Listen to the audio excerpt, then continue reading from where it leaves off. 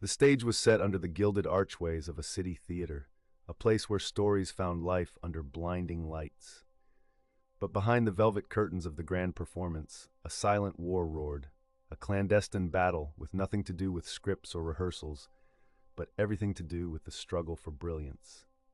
Here, power and envy intertwined in a troubling dance. Enter the figure we'll call the director, a man whose towering wealth was rivaled only by his crippling insecurity. His resources were boundless, but his spirit was void of creativity's glow. Across the street loomed the artistry of a rival, an artisan whose hands could turn clay into life and calm chaos with their voice. What the director lacked was precisely what the artisan embodied.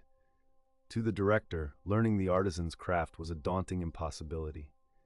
Instead, he believed in another gospel, ownership. He aimed to cripple the artisan's creative flow, so all eyes would ultimately turn to him. And so he opened his vaults, unleashing his wealth upon the artisan's world like a deluge. Neighbors accepted coins to make even the shortest driveway into an obstacle course. Suppliers found orders mysteriously misplaced.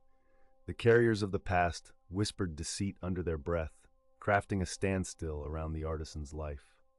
It was a conspiracy of disruptions, enacted by what can only be called demons of distraction. These obstructors took a perverse delight in watching the artisan struggle, believing they were on the cusp of victory merely because they held a handful of coins. The moment the director deemed the artisan sufficiently obstructed, he stepped with grand ambition into the spotlight. He wore the same robes, clutched the same tools, and beckoned the crowd to watch. "Observe," he commanded his band of paid cheerleaders. "See how I reclaim the art." But talent isn't a garment to be draped over one's shoulders. It's a fire lit within that's visible to the naked eye. As the director attempted to mimic the artisan's process, he was nothing more than a man nudging a fire with a stick, oblivious to the plastic-like fragility of his own carade. His creation lacked heart, absent of the crystalline clarity that had once defined the artisan's work. From the wings of the stage, the obstructors watched intently, brimming with anticipation, waiting for something magic to manifest, or at least for an audience to convince. They expected to bask in the radiant glow of a new masterpiece, a testament to their cunning. Yet what unfolded bore no such magic. Instead, the director's efforts rapidly devolved into a tragic comedy. As the truth settled like a cold mist, realization dawned. They, the paid enablers, had been complicit in a spiritual crime. They had allowed themselves to sabotage a master, only to follow a figurehead, an impostor they now saw for what he was, a hollow fraud. Their foolishness was laid naked, and the coins in their pockets weighed heavy with the cost of regret. Together they turned, searching for the artisan, anticipating perhaps a final jab or shared humiliation. But the artisan's house stood silent and empty, tools vanished, presence absent. The so-called standstill had served a different purpose, a sabbatical of sorts, a time to regroup and renew, far from a stage unworthy of their gifts.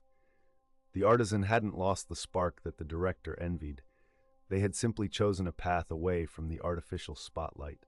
In their absence, the artisan had redefined the space around them, moved to a place where creation wasn't confined by envy's shadow. Meanwhile, the director remained alone on the stage, the glaring heat of the spotlight forging beads of sweat across his brow. He clutched something meant to resemble the artisan's light, a false beacon seen through immediately by all. Those who had once cheered him found themselves burdened by shame, and coins turned futile tokens of their own ignorance. Far away, the artisan thrived in a new whirl. Their hands crafting beauty where the show was irrelevant, and merit sang louder than any bought applause. They left behind a neighborhood caught in its own web, where bullies and mimics became the very punchline of their futile attempts. The comedy wasn't in the artisan's perceived struggles. It was in the futile labor of those who wrongly believed they could construct a bonfire from rain-drenched twigs, while the artisan, like the sun, simply shone elsewhere. Thus, this tale spins its lesson. Attempts to pilfer another's light culminate in tragic mimicry. The director's failure became his only audience, an isolated man embroiled in his downfall. And those who followed him, perhaps their pockets held coins, but they were heavy with a moral debt they'll spend a lifetime repaying. There lies irony in the reflection. the artisan's absence proved more potent than their presence amidst falsity.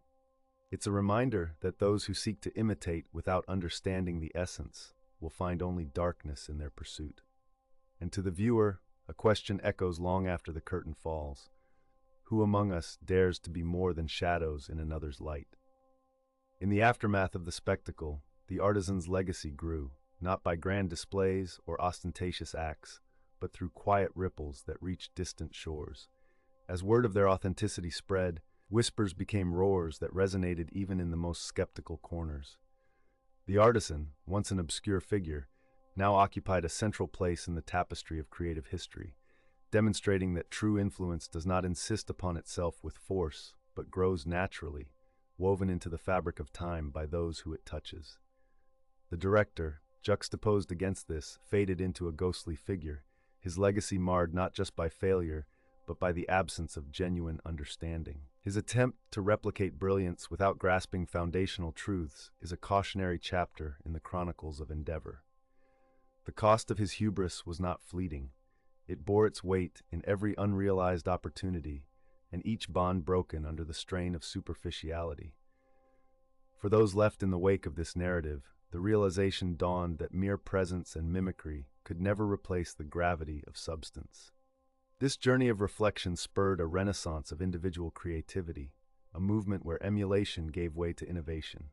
In their return to originality, these once imitators began to carve out paths informed by lessons learned. Their art, though perhaps less renowned, burned with an authentic fire.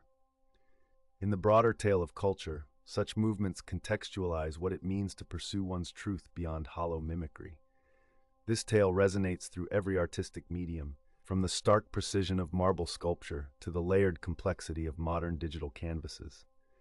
Each stroke, chisel, and bite honors an unspoken vow to authenticity, signaling to future generations that the truest creations are born not from replication, but revelation. It is in this context that historians often view the artisan's work as the pivot point from which a brighter understanding of creative integrity emerged. This shift shaped not only the art world, but also broader societal perceptions of value and originality. Institutions that once equated success with monetary gain began to question, what is the true definition of success? And in answering, found the artisan's ethos increasingly intrinsic to genuine accomplishment. Educators drew from this saga, teaching future generations to discern the subtle lines between homage and imitation, steering aspiring creators towards paths of innovation deeply rooted in their own unique experiences and perspectives. This shift in pedagogy urged individuals to listen closely to their own voices, encouraging them to constructively doubt and to build, all the while recognizing that the shadow of another's light would never nurture their own growth. As the era of dismissive reproduction bows out, a renaissance of thoughtful creation rises, a testament to the enduring power of the artisan's legacy. And so, as the saga concludes, it leaves us not with answers, but with interrogations of our intent, compelling us to reflect upon our pursuits. Herein lies the essence of the artisan's enduring question: not who you mimic, but who you become when you dare to illuminate your own path.